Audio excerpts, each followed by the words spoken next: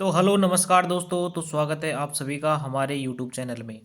तो आज हम बात बताएंगे आपको कि उपसर्ग जो रीट के विद्यार्थी होते हैं वो संस्कृत यानी कि सेकंड लैंग्वेज या फर्स्ट लैंग्वेज संस्कृत भी लेते हैं।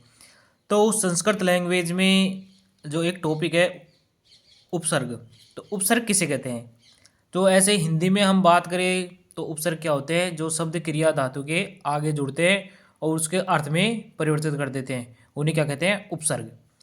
और संस्कृत में उपसर्ग होते हैं 22 प्रकार के। कितने होते हैं उपसर्ग संस्कृत में? 22 प्रकार के।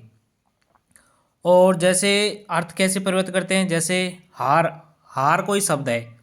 अब हार तो क्या होता है? जैसे गले में घालने वाला हार होता है। या अब इसमें ये हार में अपन प्रत्यय जोड़ेंगे। प्र प्रत्यय जोड़ दिया अपन ने, मान लो तो हार में प्र प्रत्यय जोड़ दिया तो क्या हो गया? प्रहार।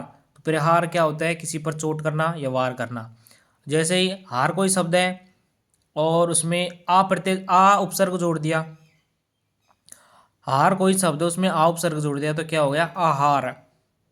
आहार मतलब क्या होता है? भोजन। उसी प्रकार जैसे हार कोई शब्द है और उसमें सम सम उपसर्ग जोड़ दिया तो क्या हो गया? संहार मतलब विनाश। तो इस प्रकार जो क्या है उपसर्ग होता है जो अर्थ में परिवर्तित कर देता है। उपसर्ग क्या होता है? अर्थ में परिवर्तन कर देता है। और जो उपसर्ग होते हैं संस्कृत में उपसर्ग 22 प्रकार के होते हैं। कौन कौन से उपसर्ग होते हैं?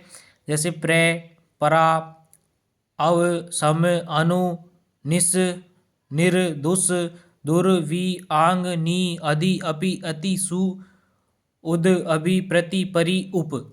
ये उपसर्ग होते हैं संस्कृत में 22 प्रकार। 22 उपसर्ग होते हैं संस्कृत में। कितने होते हैं? द्वावसंती। संस्कृत में कितने उपसर्ग होते हैं? 22 उपसर्ग होते हैं।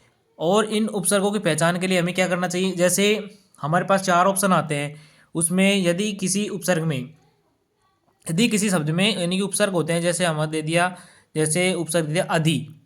अब ऑप्शन में अधि में बड़ी ई की मात्रा अगर आ रही है तो वह उपसर्ग नहीं होगा, क्योंकि उपसर्ग में हमेशा छोटी ई की मात्रा होती है और छोटा ऊ। जैसे छोटा ऊ की उदाहरण है हमारे पास, जैसे सु। सु क्या है? उपसर्ग है। अगर इसमें बड़ा सु अगर उदाहरण में दे, अगर एग्जाम्पल में दे दिया तो वो क्या? उपसर्ग का उदाहरण नहीं होगा, क्योंकि हमेशा छोटी ई की मात्रा और छोटा ऊ की मात्रा ही उपसर्ग होते हैं। ठीक है।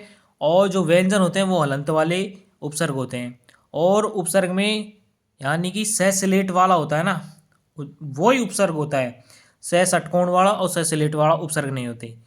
तो ये मैं आपको हिंदी की भाषा में समझा रहा हूँ।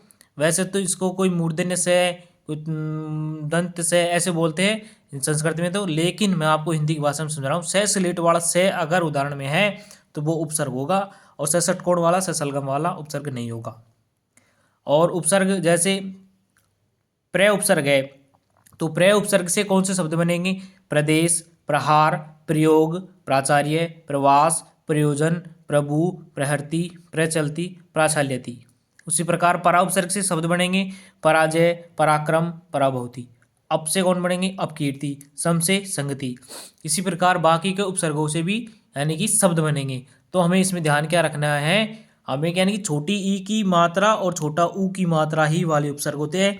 और से हलंत वाला, से सलेट वाला होगा और मैं हलंत वाला होगा, वही उपसर्ग होते हैं, उसके अलावा उपसर्ग नहीं होते। और उपसर्ग 22 होते हैं, 22 के अलावा कोई उपसर्ग नहीं होता। तो 22 उपसर्ग को आपको रटना है। वीडियो अच्छी लगी तो लाइक करें, चैनल को सब्सक्राइब करें। मिलते हैं नेक्स्ट टॉपिक के साथ। बाय।